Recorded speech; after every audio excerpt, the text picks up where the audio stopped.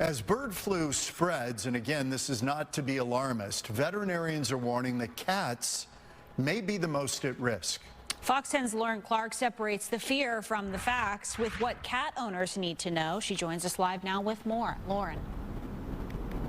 Hey there, guys. I talked to a vet today, and they really wanted to stress while there's some concerns, this is certainly not a widespread problem. But there's just two simple steps that everyday cat owners can take just to make sure that their cats are safe.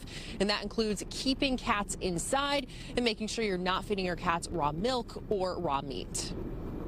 H5 bird flu is spreading across the country, infecting animals like poultry, pigs, and dairy cows. Here in Arizona, the virus killed 5 animals at the Wildlife World Zoo, including a cheetah, mountain lion, and 3 birds. Now there's concerns for one of the most common household pets. According to USDA, nationwide there were 9 positive cases involving cats in December. At this point, we don't think it's again a widespread problem. Just take the proper precautions. Brian Serbin, the medical director at Ingleside Animal Hospital in Phoenix, says cats are more at risk for contracting the virus because of their predatory instincts. Especially outdoor cats that would tend to hunt birds.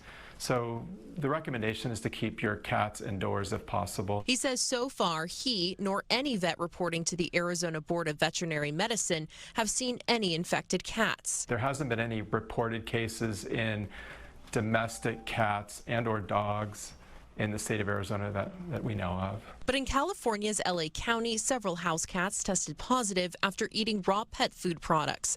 The health department issued a warning to cat owners to avoid any products with raw milk or raw meat. Serbin urges cat owners to take the same advice. He also suggests that they take their pets to the vet immediately if they start acting seriously ill. The bottom line is if you have a pet, a cat, dog, any type of pet that's not acting right, is not feeling well, lethargic, especially showing neurological signs, any concerns, you should contact your veterinarian and have your pet examined. And again, the risk low, but just very simple steps that cat owners can take. And a few other symptoms that cats might display if they have the bird flu include being very lethargic, having issues with their appetite, and having neurological issues or respiratory ones. Reporting here in Phoenix, Lauren Clark, Fox 10 News.